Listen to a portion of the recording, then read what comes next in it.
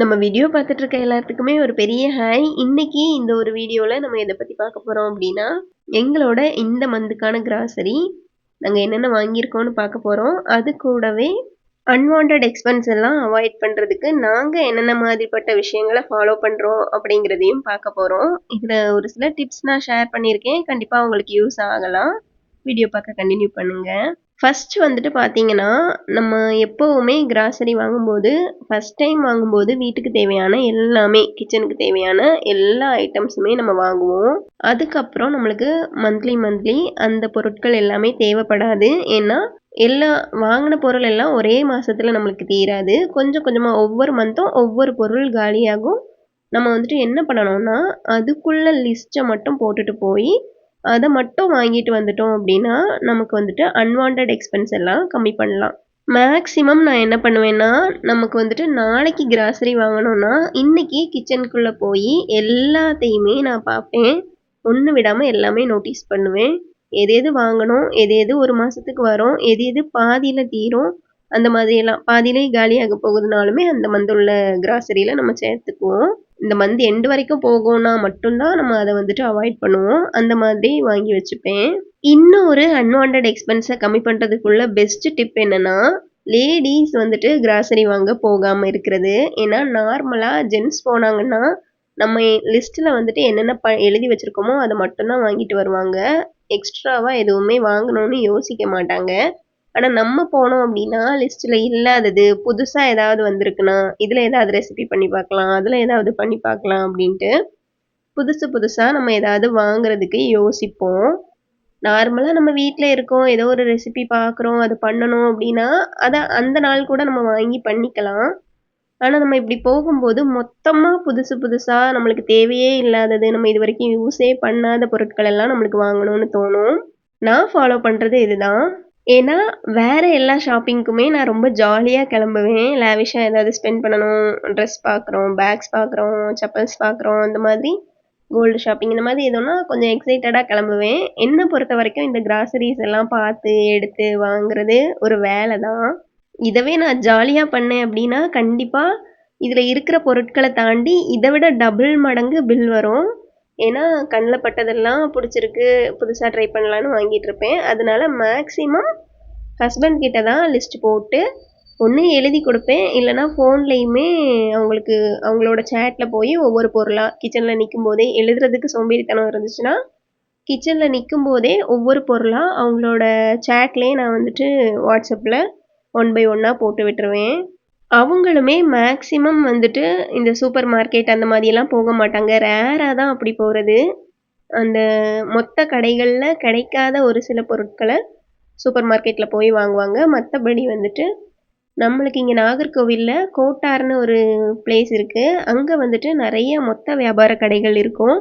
அப்படின்னா ஊருக்குள்ள இருக்கிற கடைகளுக்கு பொருட்கள் வந்துட்டு அந்த மொத்தமா உள்ள கடைகள்ல இருந்து வாங்குவாங்க. அந்த கடையில போய் நம்ம பொருட்கள் வாங்குனோம்னா, நமக்கு கம்மியாவே கிடைக்கும். எல்லாருக்கும் அந்த கடைகள்ல கொஞ்சம் கொஞ்சம் பொருள் இந்த மாதிரி கேட்கும்போது குடுப்பாங்களான்னு எனக்கு தெரியல. நம்ம கடையும் வச்சிருக்கிறதுனால, அந்த கடைகள்ல கொஞ்சமா கேட்டா கூட நமக்கு தருவாங்க. அதனால மேக்ஸிமம் அந்த மாதிரி கடைகள்ல தான் போய் வாங்குறது. அதுபோல வாங்குன எல்லா பொருட்களையும் உடனே வந்துட்டு பாட்டில்ஸ்ல வந்துட்டு ஸ்டோர் பண்ண மாட்டேன். அத வந்துட்டு ஒரு இடத்துல நான் ஆர்கனைஸ் பண்ணி வைப்பேன். இப்படி பேக்காவே ஆர்கனைஸ் பண்ணி வைப்பேன். ஃபுல்லாவே இப்போ கடுகா இருந்தாலும் சரி, என்ன ஒரு பொருளா இருந்தாலும் சரி, அது ஃபுல்லாவே காலியானதுக்கு அப்புறம் தான் நான் வந்துட்டு அதில கொட்டி வைக்கிறது. ஏன்னா வந்துட்டு, பழைய பொருள் நம்ம ஃபுல்லா யூஸ் பண்ணிட்டோம்னா, நம்ம புது பொருள அதில போடும்போது, அது பழைய பொருள் லைட்டா ஏதாவது ஆயிருந்தா கூட, நம்ம வந்துட்டு அத மாத்திட்டு திரும்ப ரீஸ்டாக் பண்ணிட்டோம் அப்டின்னா, நமக்கு வந்துட்டு அந்த பொருள் வந்துட்டு நாசம் ஆகாது. நெறைய நாள் நம்ம வச்சு யூஸ் பண்ணலாம். அதுபோலவே இந்த ஒரு விஷயம் நான் ஸ்ட்ரிக்ட்டா ஃபாலோ பண்றது, ஏதாவது ஒரு பொருள் கொஞ்சம் அதிகமா இருக்கு, 1 மாசம், 2 மாசம் ஆகுது, இன்னும் காலியாகலன்னா, ஃபர்ஸ்ட்டு வந்துட்டு ஏதாவது ஒரு ரெசிபி பண்ணி அந்த பொருள காலி பண்ணிருவேன்.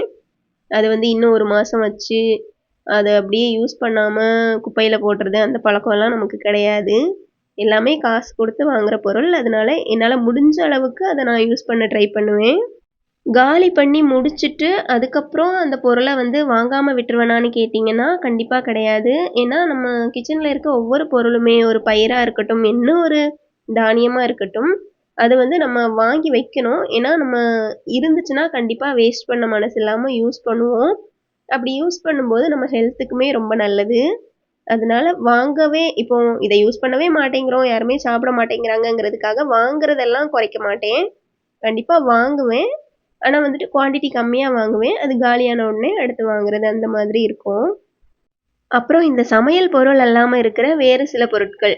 இந்த வாஷிங் மிஷின் லிக்விடு, அதுக்கப்புறம் குட் நைட் இந்த மாதிரி ஒரு சில பொருட்கள் வந்துட்டு மொத்தமா தான் வாங்குறது நமக்கு லாபமா இருக்கும். டிமார்ட்லயா இருக்கட்டும், இல்ல ரிலையன்ஸ் மார்ட்லயா இருக்கட்டும், எந்த ஒரு கடையிலயுமே மொத்தமா 5 லிட்டர், 10 லிட்டர்னு வச்சிருப்பாங்க. அதுல வாங்குறது தான் நமக்கு லாபம்.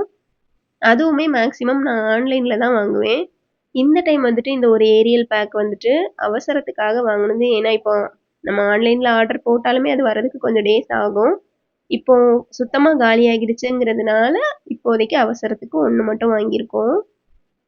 அது மாதிரி நம்ம வீட்ல ஸ்டோர் ரூம் எல்லாம் தனியா கிடையாது. தனியா ஒதுக்கல. கிச்சன்லயே இந்த ஒரு கபோர்ட வந்துட்டு நான் இந்த மாதிரி கிராசரிஸ் எல்லாம் ஸ்டோர் பண்ணி வைக்கிறதுக்காக வச்சிருக்கேன். இத வந்துட்டு பாட்டில்ல நெனச்சா கொட்டி வைக்கலாம். ஆனா எல்லாம் பாதி பாதியா மீதி இருக்கும். அத தனியா ஒரு இடத்துல ஸ்டோர் பண்ணணும். எப்பவுமே முழுசா அந்த பாத்திரத்துல இருக்கிற, பாட்டில்ஸ்ல இருக்கிற பொருள் காலியானதுக்கப்புறம் ஒண்ணு ஒண்ணா உள்ள கொட்டுறது தான் நமக்கு நல்லது. அதுபோல ஸ்நாக்ஸ் எல்லாம் அதிகமா வாங்க மாட்டோம். இப்ப இந்த கார்னர்ல நான் அடுக்கிட்டு இருக்கிறது எல்லாமே என்னோட ஸ்நாக்ஸ் ஐட்டம்ஸ் தான். அந்த மக்கானாவா இருக்கட்டும், எள்ளா இருக்கட்டும், கருப்பு உளுந்தா இருக்கட்டும், எல்லாமே என்னோட ஸ்நாக்ஸ் லிஸ்ட்ல தான் வரும். பொரிக்கடலையா இருக்கட்டும். இதுல நான் குக்கிங்க்கு ரொம்ப யூஸ் பண்றத விட, என்னோட ஸ்நாக்ஸா தான் அதிகமா யூஸ் பண்ணுவேன். ஸ்நாக்ஸுமே மேக்ஸிமம் வீட்ல தான் பண்ணி சாப்பிடுவோம். ரேரா தான் வெளிய வாங்குறது. நீங்க பார்த்தீங்கனாலே தெரியும். இதுல பிஸ்கெட்ஸ் அந்த மாதிரிலாம் எதுவுமே இருக்காது. ஏன்னா, நார்மலா இந்த கருப்பு உளுந்து இருந்துச்சுன்னா, ஒரு நாள் உளுந்துலயே லட்டு பண்ணிருவேன். உளுந்தையே வறுத்து ஒரு நாள் களி பண்ணிருவேன்.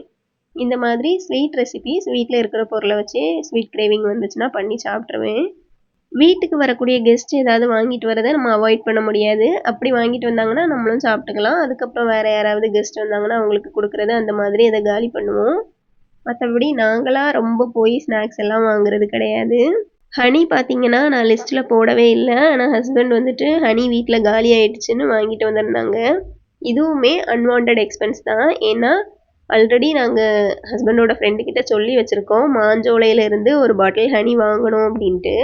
அது கொஞ்சம் பெருசா இருக்கும். கொஞ்சம் மாசங்களுக்கு வரும். இப்ப இதுவுமே அது எப்படியும் 2 நாள்ல வரப்போகுது. அதுக்கு முன்னாடி வாங்குனது ஒரு தேவையில்லாத செலவு தான் என்ன பொறுத்தவரைக்கும். மேக்ஸிமம் நாட்டு சர்க்கரை தான் யூஸ் பண்ணுவோம். ஆனா வந்துட்டு சம்டைம் ஹஸ்பண்டுக்கு வந்துட்டு டீக்கெல்லாம் அந்த ஒயிட் சுகர் போட்டா தான் அந்த டேஸ்ட் கிடைக்குதுன்னு சொல்லுவாங்க. அதனால கொஞ்சம் அந்த சுகரும் ஆட் பண்றது. அதுக்கப்புறம் மேக்ஸிமம் அந்த ஒயிட் சுகர வந்துட்டு நாங்க ஸ்வீட்ஸ் பண்றதுக்கு யூஸ் பண்ணுவோம். அப்படின்னா கெஸ்ட் யாராவது வராங்க, ஏதாவது ஸ்வீட் பண்ணணும் அப்படின்னா மட்டும் தான் யூஸ் பண்ணுவோம். அப்புறம் பார்த்தீங்கன்னா, பால் நான் ரொம்ப எடுத்துக்க மாட்டேன். எங்களுக்கு வந்துட்டு பால் செலவுன்னு ஒண்ணும் கிடையவே கிடையாது. ரேரா எப்பவாவது கெஸ்ட் வராங்க அப்படின்னா, அதுவும் முன்கூட்டியே நம்மகிட்ட இன்ஃபார்ம் பண்ணிட்டு வராங்க அப்படின்னா தான் வீட்ல பால் இருக்கும். அப்படி இல்லன்னா, வேற யார் வந்தாலுமே கருப்பட்டி காஃபி தான். ஏன்னா நான் வந்துட்டு பால் வாங்கி வச்சாலே அது எப்படியோ ஒரு 3 நாள், 4 நாள் இருந்துட்டு நம்ம குடிக்காததுனால வேஸ்ட்டா தான் போகும். அதுக்காக யாராவது இன்ஃபார்ம் பண்ணிட்டு வந்தா மட்டும் தான் பால் வாங்குறது. மத்தபடி இந்த கருப்பட்டி வந்துட்டு எப்பவுமே வீட்ல இருக்கும்.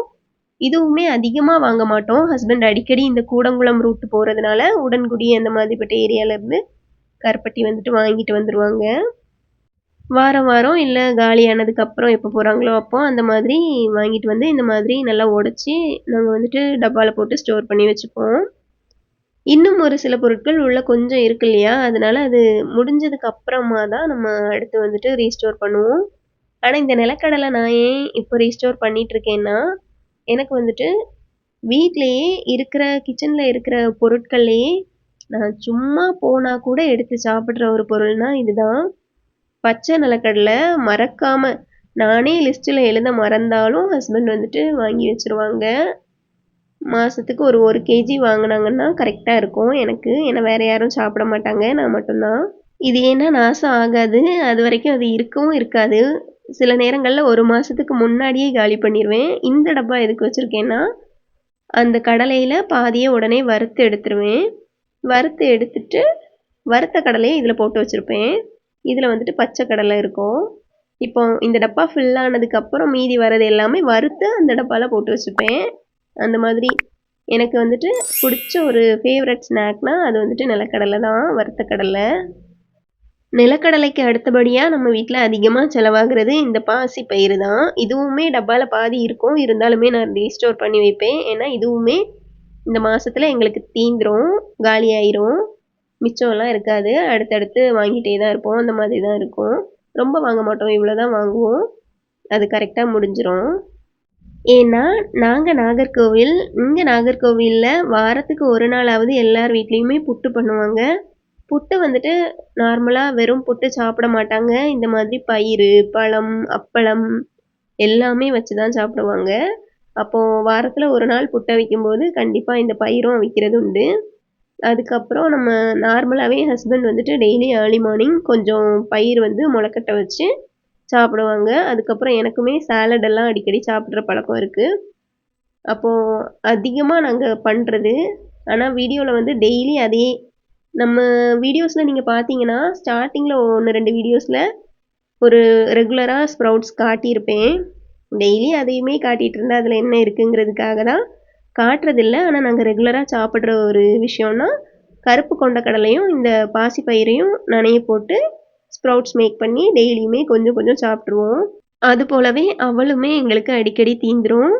இதில் வந்துட்டு உப்புமா மாதிரி பண்ணுவோம், சும்மா நார்மலாக சர்க்கரை போட்டு விரசி சாப்பிடுவோம், சும்மா தேங்காயும் சுகரும் ஆட் பண்ணி சாப்பிடுவோம். இந்த மாதிரிலாம் சாப்பிடுவோம். இங்கே பார்த்தீங்கன்னா ஒரு சில பொருட்கள் நான் ரீஸ்டோர் பண்ணி ஸ்டாக் பண்ணி வச்சுருக்கேன்.